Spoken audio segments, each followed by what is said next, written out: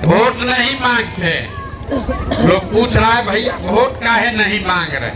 बिहार में विकल्प नहीं है, वो दल बनाइए, आप ही के पीछे हम लोग चलेंगे, आप ही बिहार को सुधारिए। तो वोट काहे नहीं मांगते? वोट मांगने वाला आदमी तो हर 2-3 बरस पर आपके यहाँ कोई न कोई आता ही है। जो आता है वो यही कहता है हमको वोट दे दीजिए, हम आएंगे, आपका सब काम हो जाएगा। कोई जात के नाम पर, कोई झंडा के नाम पर, कोई विचारधारा के नाम पर, कोई हिंदू मुसलमान के नाम पर, कोई 5 किलो भात के नाम पर आपसे वोट लेकर गया। आपने जिसको भी वोट दिया सबका जीवन बदल गया, लेकिन आपका और आपके बच्चों का जीवन नहीं बदला।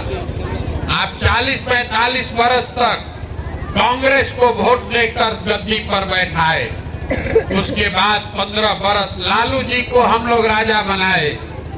अभी 18 बरस से नीतीश बाबू कुर्सी पर बैठे हैं, 10 बरस से मोदी जी भी दिल्ली में बैठे हैं अभी, लेकिन आपका और आपके बच्चों का जीवन नहीं सुधरा। तो अब कोई प्रशांत किशोर आए हैं, आप हमारा बात सुनिएगा, हम पर भरोसा करके हमको वोट दीजिएगा, तो इसका क्या गारंटी है कि जीतने के बाद हम आपके साथ धोखा नहीं करेंगे? जैसे पहले का आदमी धोखा किया वैसे ही हम भी आपके साथ धोखा कर सकते हैं। इसीलिए हम वोट नहीं मांगते। ये अभियान इसलिए चला रहे हैं कि आपको गांव-गांव जाकर वो रास्ता बताएं।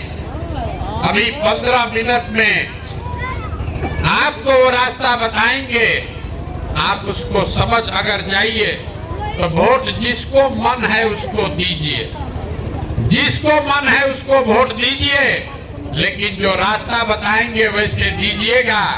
तो और कुछ हो या न हो, आपके बच्चों के लिए पढ़ाई रोजगार का जुगाड़ हो जाएगा, आपके गरीबी से निकलने का रास्ता खुल जाएगा।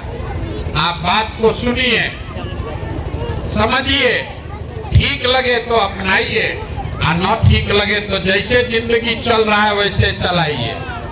बिहार में ज्यादातर आदमी इसी में अपना माथा फोड़ रहा है कि बिहार को बर्बाद कौन किया। कोई कांग्रेस को गाली दे रहा है, कोई लालू जी का शिकायत कर रहा है, कोई नीतीश को गरिया रहा है, कोई मोदी को दोष दे रहा है। हम बिल्कुल उल्टा बात बता रहे।